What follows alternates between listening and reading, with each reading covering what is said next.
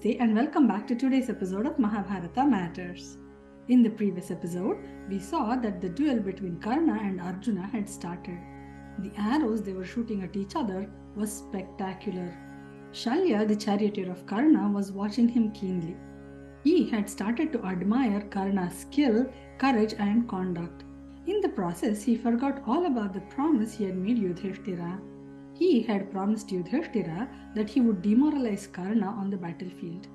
The fight was getting intense. Karna needed a powerful astra now. Oh, how he missed the Shakti astra that he had used upon Ghatotkacha. But he could not think about it now. He brushed that thought aside. He picked up a Nagastra which was sure to kill its opponent with its poison. He aimed the Nagastra at Arjuna's head. Shalya saw this and said, "I think you should aim it at his chest. At least you should send an accompanying arrow in case that astra fails." Karna had seen how Shalya had been distracting and demoralizing him all along. He did not want to take his advice. Moreover, a great archer never changes his aim. He shot the powerful Nagastra aimed at Arjuna's head. This astra was sure to kill Arjuna. But something unexpected happened here. The arrow released from Karna's bow had hit Arjuna's jeweled crown instead. It was the same crown given by Indra which brought him the name Kiriti. Krishna had pressed down hard on the horses. He had pressed so hard that the divine horses had buckled and gone down on their knees. The chariot had sunken a few inches into the ground. The arrow had missed Arjuna's head and struck his crown instead. The crown had dislodged from his head and had fallen to the ground. Strangely, a snake came out of the fallen crown. It went straight to Karna and said, "I am Ashwasena, the snake, and I am the son of Takshaka. I have a previous vengeance with Arjuna because he had killed my mother during the burning of the Khandava Vana.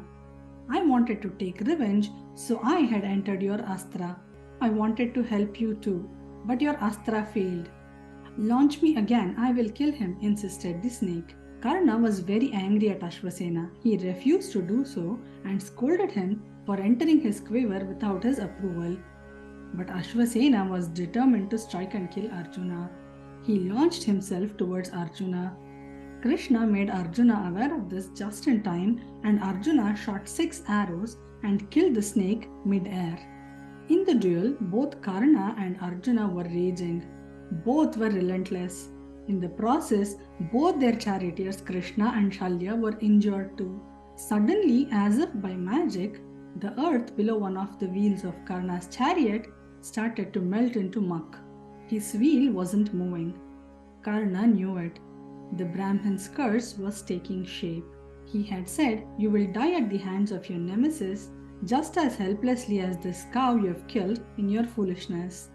Karna's elegant chariot couldn't stand upright anymore. It had started sinking in the ground and Karna had to jump off the chariot. He wanted to use the Brahmastra now. He started to chant the mantra, but he could not remember it entirely. He wanted to use the Brahmastra now. He started to chant the mantra, but his memory was failing him. No matter how much he tried, he could not remember it. The curse of his guru Parashurama was taking shape. He had said, "You have learnt Vidya from me based on a lie. This knowledge will fail you when you need it the most. You will forget everything you have learnt." Karna knew his time was nearing.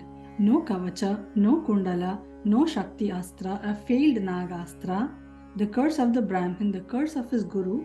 It was as if a confluence of a perfect storm. Karna was in a quandary. Karna was doomed. So what are our takeaways from this part of the story? Shalya was demoralizing him up until then. But later he had shifted gears and become his admirer. Karna did not know about this. He still doubted his intentions and chose not to listen to him. It is better if we trust our own instincts rather than second-guessing ourselves and wait for the approval of others. As we sow, so we reap. For the time being, we may think we have attained what we wanted, but on the longer run, it will come to bite us back. When Karna went to learn from Parashurama, his only focus was to be better than Arjuna.